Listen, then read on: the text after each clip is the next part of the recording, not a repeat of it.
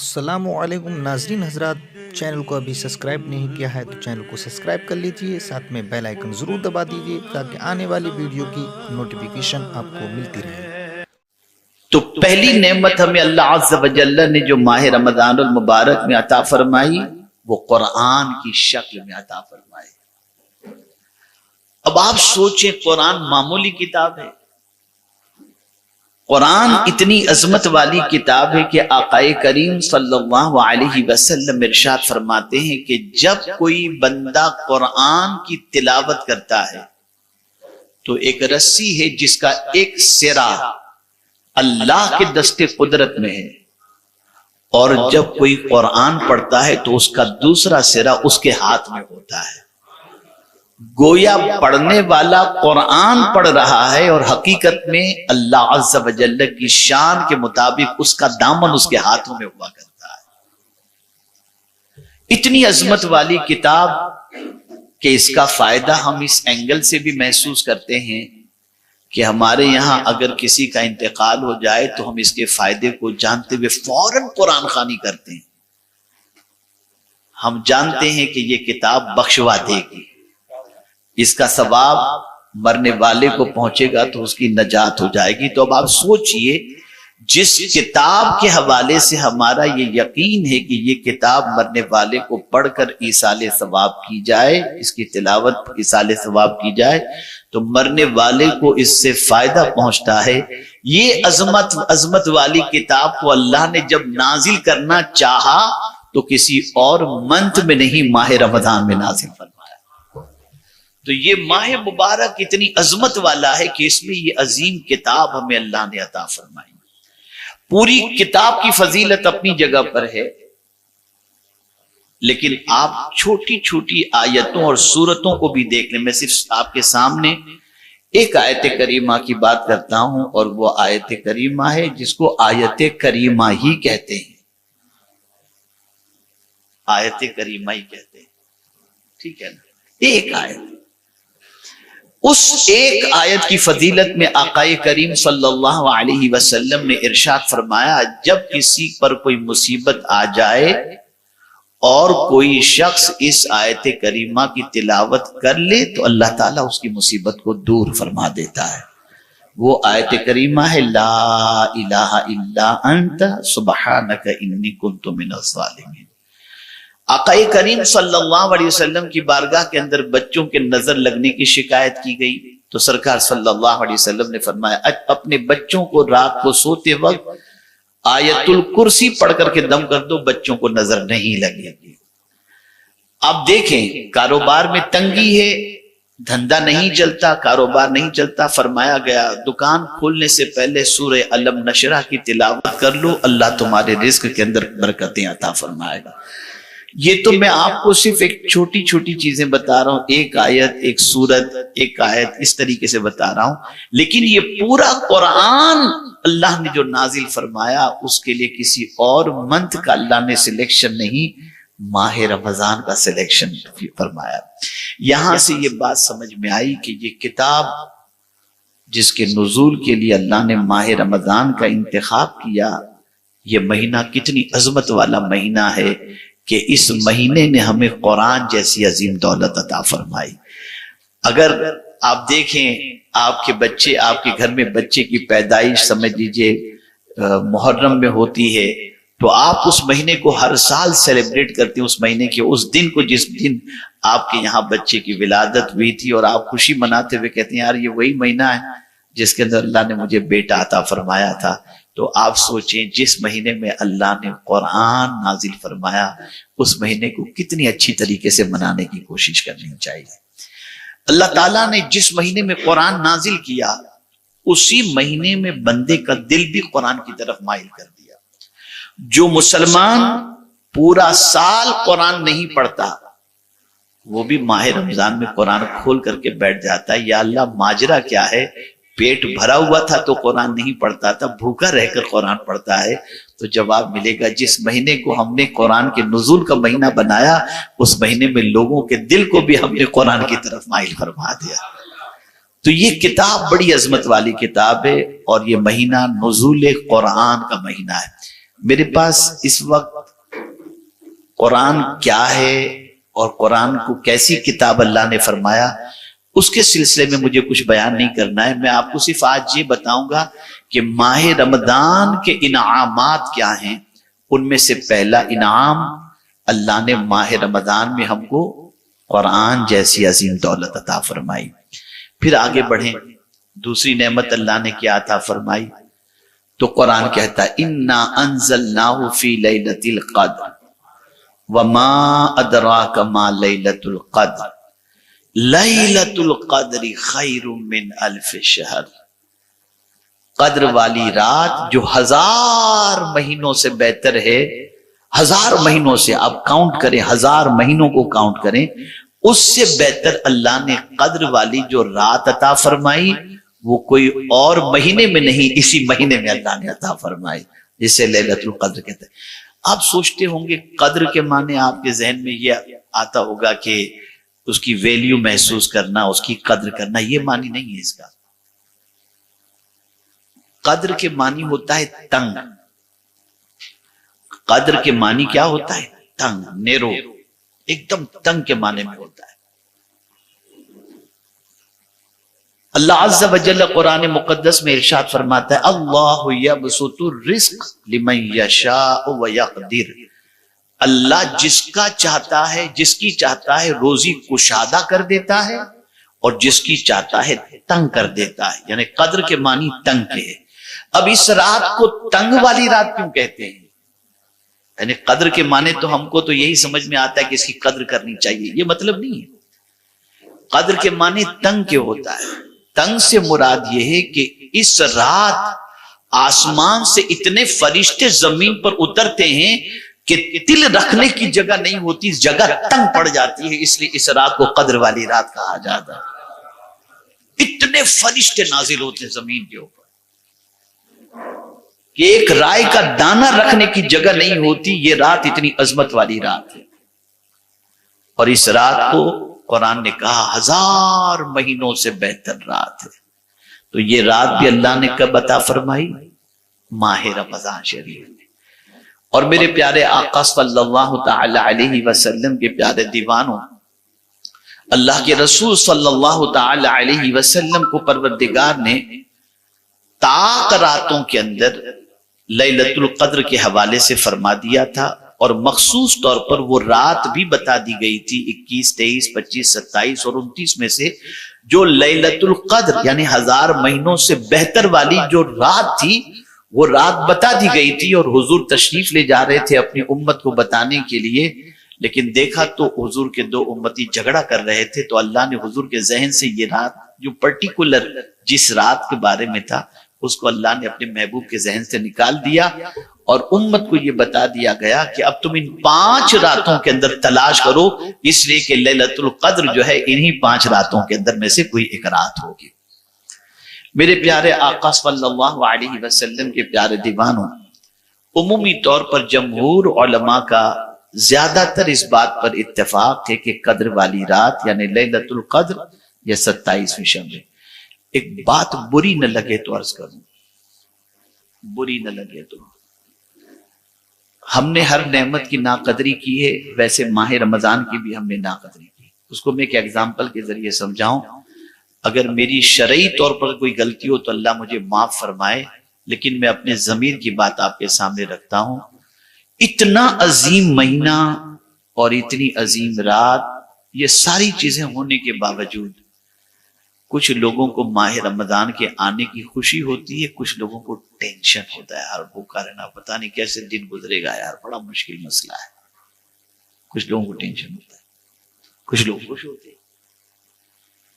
اور اسی کے ساتھ ساتھ ماہ رمضان کے چاند کے سلسلے میں سوچتے ہیں کل نکلے تو اچھا, ایک دن لیٹ. اور عید کے چاند کے سلسلے میں اتنی محنت کرتے کہ کہیں سے بھی لا کر جلدی سے رمضان شریف کی چھٹی کر دیں. یعنی یہ ہماری مینٹلٹی ہے. میں اس کو تھوڑا سا چبھتے ہوئے جملے میں عرض کروں تو برا مت مانیے گا. 27ویں رات جیسے گزرتی ہے تو آدمی جیسے دھکا مار کے رمضان کو نکال رہا, بس اب ہو گیا, بہت ہو گیا. یہ سچویشن ذرا سوچو ہماری مینٹلٹی کیا ہے. ہماری سوچ کیا ہے؟ اس طریقے سے ہم اللہ عز و جل کی اس عظیم نعمت کی ناقدری کرتے ہیں جس کی کوئی انتہا نہیں. تو قدر والی رات 1000 مہینوں سے افضل و اعلیٰ ہے. اب بخاری شریف کی حدیث. اب یہ تیسرا انعام. 2 انعام آپ سمجھ گئے. قرآن اس ماہ مبارک کا ہمارے اوپر بہت بڑا انعام ہے. دوسرا انعام اللہ نے اس ماہ مبارک میں ہمیں لیلۃ القدر عطا فرمائی. اب تیسرا انعام بتاؤں گا تو آپ کی خوشی کی کوئی انتہا نہیں رہے گی. بخاری شریف کی حدیث ہے. آقا کریم صلی اللہ علیہ وسلم ارشاد فرماتے ہیں اذا جاء رمضان فتحت ابواب الجنہ. جب رمضان کا مہینہ آتا ہے تو جنت کے دروازے کھول دیے جاتے ہیں. جنت کے دروازے کھول دیے جاتے ہیں. سوچیے آپ. یعنی اس مہینے میں جو مرا سیدھا ڈائریکٹ جنت کے دروازے کھول دیے جاتے ہیں. میرے پیارے آقا صلی اللہ تعالی علیہ وسلم کے پیارے دیوانوں اور رسول اعظم صلی اللہ علیہ وسلم نے ارشاد فرمایا اللہ تعالی رمضان کی ہر شب کو بوقت افطار 1,00,000 دوزخیوں کو دوزخ سے آزاد فرماتا ہے. اور وہ دوزخی کیسے ہوتے ہیں؟ ایسے ہوتے ہیں کہ ان پر عذاب واجب ہو چکا ہوتا ہے. ہر روز افطار کے وقت 1,00,000 دوزخیوں کو اللہ آزاد فرماتا ہے. ایسے لوگ جن پر عذاب واجب ہو چکا ہوتا ہے. اور جب رمضان کی آخری شب آتی ہے تو اس میں اتنی تعداد میں اللہ آزاد فرماتا ہے جتنی تعداد میں رمضان کی پہلی شب سے لے کر آخر تک آزاد کر چکا ہوتا ہے. یہ ہے ماہ رمضان. میرے پیارے آقا صلی اللہ علیہ وسلم کے پیارے دیوانوں ایک یہاں کریکشن کر دوں.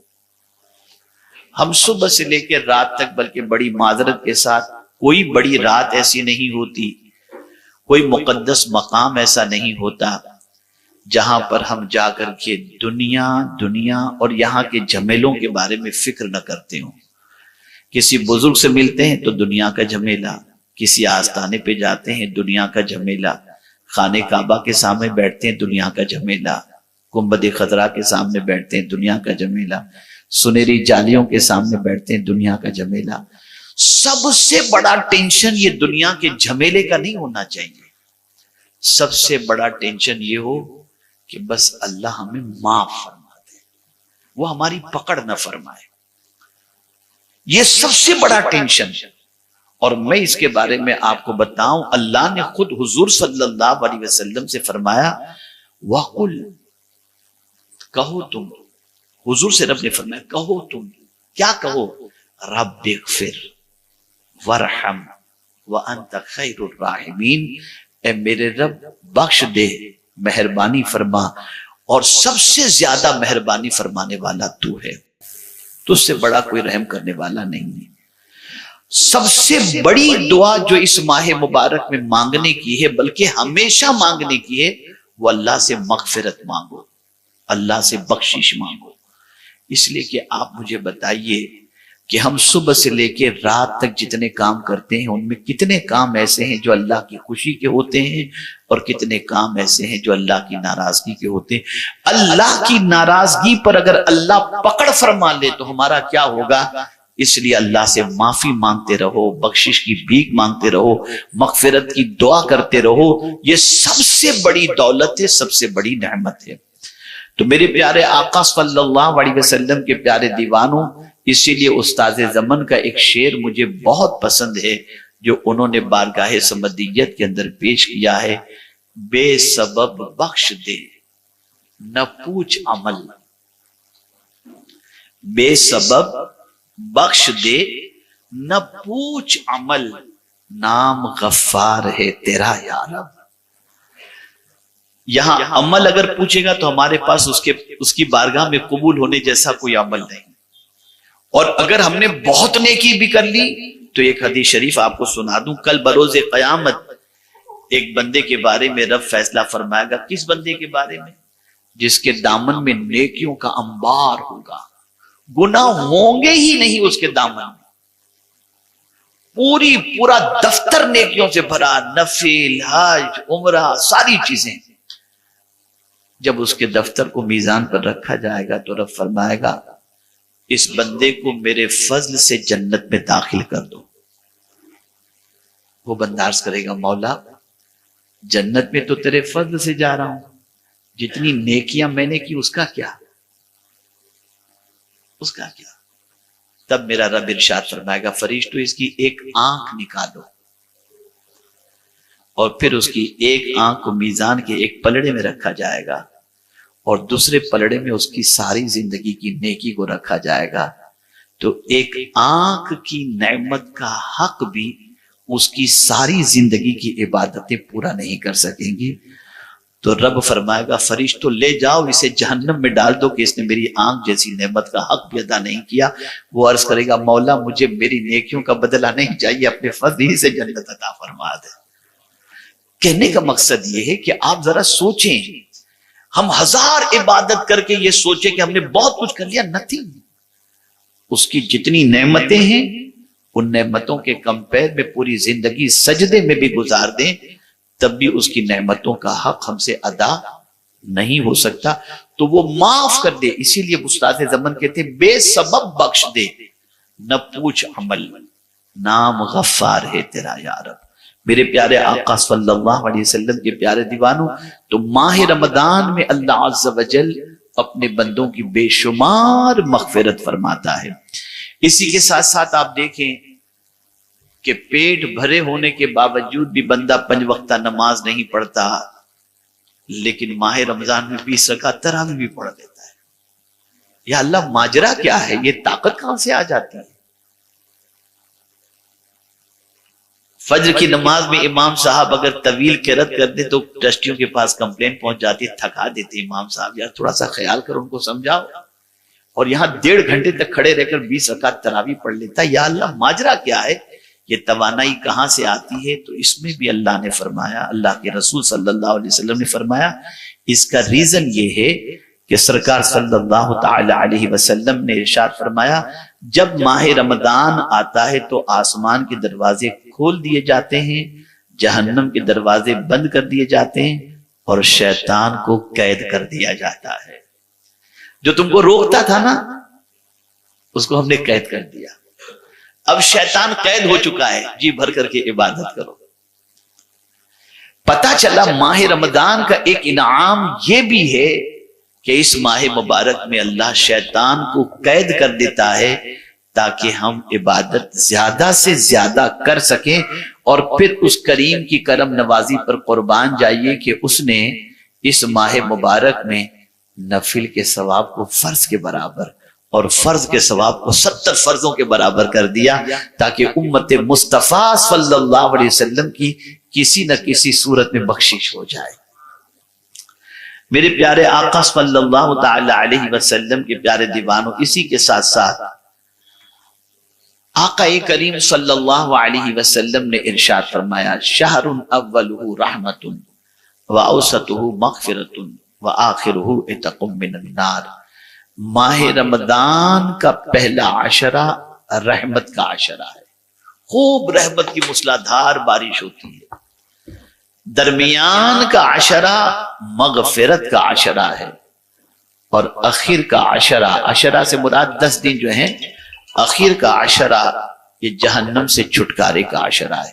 تو میرے پیارے آقا صلی اللہ تعالی علیہ وسلم کے پیارے دیوانوں، اگر کوئی شخص ماہ رمضان المبارک کے شروع کے عشرے کے اندر جی بھر کر عبادت کرتا ہے تو گویا وہ اللہ کی رحمت کے اندر اپنے آپ کو نہاتا ہوا نظر محسوس کرے گا، اور اللہ کی رحمت اس پر موسلادھار برسے گی۔ میں آپ کو صرف ایک خوشی کے طور پر عرض کر دوں کہ الحمدللہ ہر سال ہماری ایک جو کتاب ہے ہاؤ ٹو اسپینڈ رمضان المبارک، اور اردو کے اندر ماہ رمضان کیسے گزاریں، تو یہ ہر سال شائع ہوتی ہے، لیکن اس سال میں نے تھوڑا سا اس کے اندر جو ہے نا وہ اضافہ کیا ہے۔ وہ یہ کیا کہ جو آقا کریم صلی اللہ علیہ وسلم نے فرمایا کہ رمضان کا پہلا عشرہ رحمت کا، درمیان کا عشرہ مغفرت کا، آخر کا عشرہ جہنم سے چھٹکارے کا، تو قرآن و حدیث میں رحمت کی دعائیں کون کون سی ہیں؟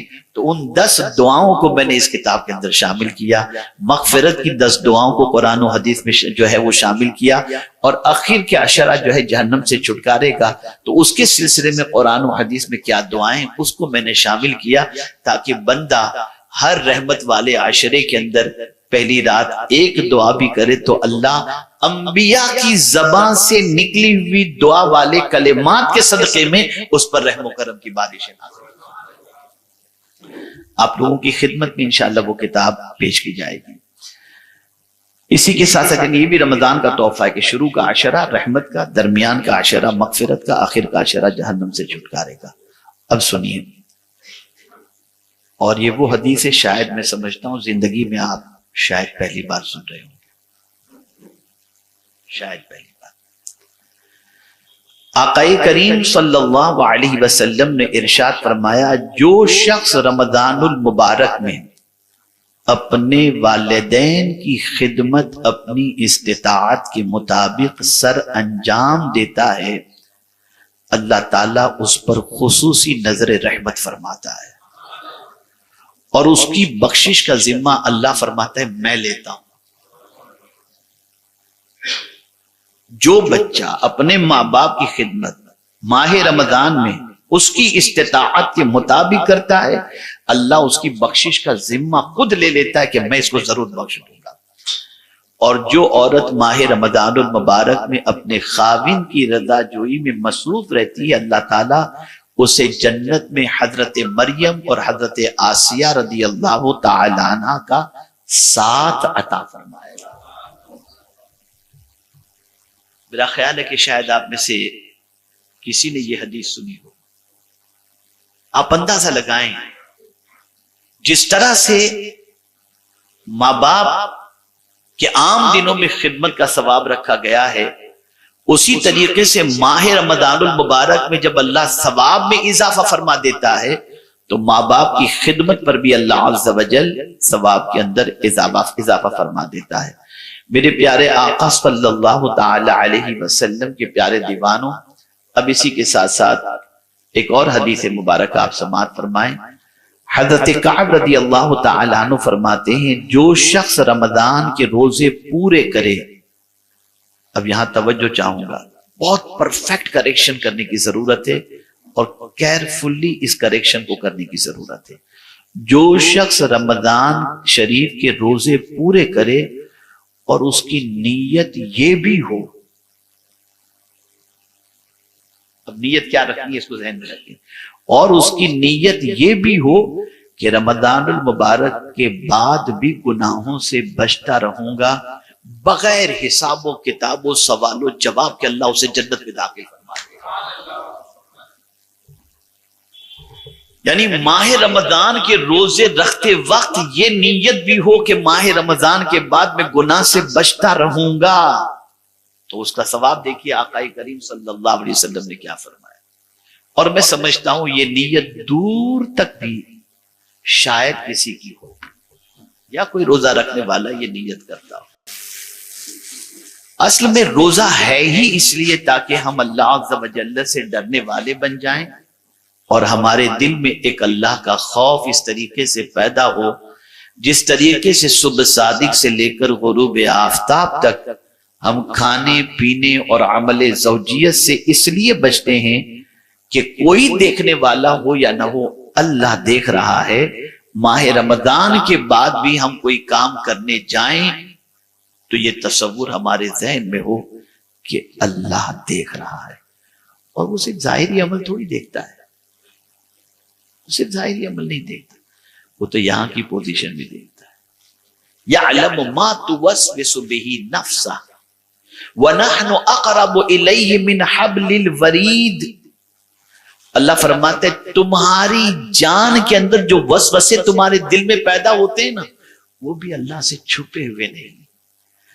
اور اللہ فرماتے ہیں بندے تو جاننا چاہتا ہے میں تجھ سے کتنا قریب ہوں، تیری جو شہ رگ ہے، یعنی وہ رگ جو کٹ جائے تو آدمی مر جائے، اس سے بھی زیادہ اللہ فرماتا ہے میں تو اس سے قریب ہوں، اس سے بھی زیادہ۔ آج اگر مسلمان اللہ کی نافرمانی میں اپنی زندگی گزار رہا ہے تو اس کے کئی اسباب میں سے ایک سب سے بڑا سبب یہ بھی ہے کہ بندہ اپنے رب کی قدرت، اس کے علم کے بارے میں نہیں جانتا کہ وہ کتنا علم والا ہے اور کہاں کہاں وہ ہماری زندگی کے ہر عمل کو دیکھتا ہے، کہیں بھی کریں۔ بلکہ اللہ عز و جل فرماتا ہے ان اللہ لا یخفی علیہ شیء فی الارض ولا فی السماء، بے شک زمین و آسمان کی کوئی چیز ایسی نہیں جو اللہ سے چھپی ہوئی ہو، ہر چیز کے بارے میں اللہ جانتا ہے۔ اب اس کو دلیل کے طور پر سمجھاؤں گا تو تھوڑا سا ایمان تازہ ہوگا۔ ایک غار کے اندر چونٹی بھی رہتی ہو تو اللہ وہاں بھی اس کا رزق پہنچاتا ہے، اس لیے کہ جانتا ہے کہ میری مخلوق کہاں موجود ہے۔ سمندر کے اندر رزق پہنچاتا ہے اس لیے کہ وہ جانتا ہے کہ مخلوق میری سمندر کے اندر بھی موجود ہے۔ تو عرض کرنے کا منشا یہ کہ ہم کہیں بھی چھپ کر کے اس سے گناہ نہیں کر سکتے۔ آدمی کہیں بھی ہو اللہ سے چھپ نہیں سکتا، اللہ عز و جل سے اس کے اعمال بھی پوشیدہ نہیں رہتے۔ تو نیت درست رکھیں۔ اب 90واں انعام ماہ رمضان المبارک کا، آقا کریم صلی اللہ علیہ وسلم نے ارشاد فرمایا من صام رمضان ایمانا و احتسابا غفر له ما تقدم من ذنبه، جس نے بحالت ایمان ثواب کی نیت سے رمضان کے روزے رکھے اس کے پچھلے گناہوں کو اللہ معاف فرما دیتا ہے۔ فنش، دفتر سے گناہ نکل گئے۔ حضرت جابر ابن عبداللہ رضی اللہ تعالیٰ عنہ بیان کرتے ہیں کہ رسول اللہ صلی اللہ علیہ وسلم نے فرمایا، اب غور سے سنیے گا، حضور صلی اللہ علیہ وسلم نے فرمایا میری امت کو ماہ رمضان میں 5 تحفے ملے ہیں جو اس سے پہلے کسی نبی کو نہیں ملے، کسی نبی کی امت کو نہیں ملے۔ یہ 5 تحفے کسی نبی کو یا کسی نبی کی امت کو اللہ نے نہیں عطا فرمائے، ماہ رمضان کے 5 تحفے سنیے۔